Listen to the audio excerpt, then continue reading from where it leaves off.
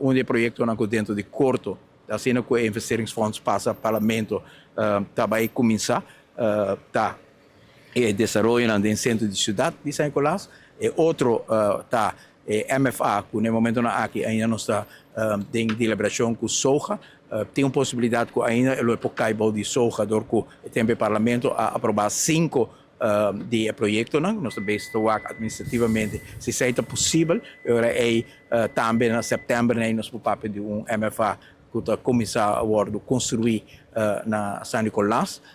No mesmo momento, nós temos no momento aqui projeto andando para uma renovação de Bernstraat, que é projeto comunitário, não é projeto de milhões, é projeto de como envolver comunidade mais de revitalizar a comunidade.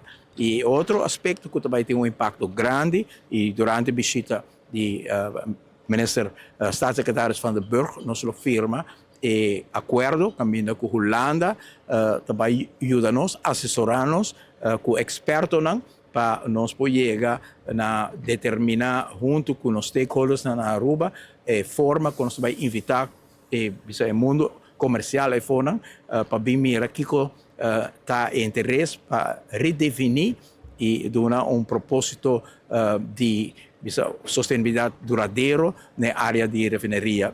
Uma vez que vou percorrer para a área de refinaria, vou abrir para desenvolver novo.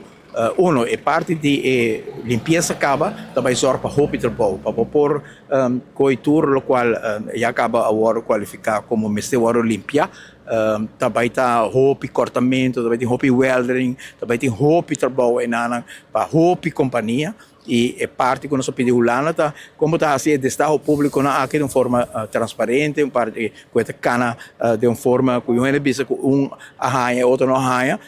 Holanda ajuda nosso tempo que PPP para Green Corridor e Waterways Boulevard para uma forma robusta, transparente, íntegro. E esse é o local nós pedimos expertos holandeses para vir doar nosso mão. Tem nosso setup e dentro de corto é especialista na aqui lota na Aruba e esse aqui nossa firma é acordo aqui lá.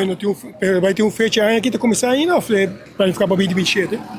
Aqui tem parte importante de começar, que é parte de MFA San Nicolás, é parte de renovação do centro de cidade, tem diferentes projetos de renovação do centro de cidade e é parte de decisão para o qual trata a primeira fase de área de refinaria também está parte que também tem o seu impacto sobre o povo, por fim, o que a decisão grande vai tomar.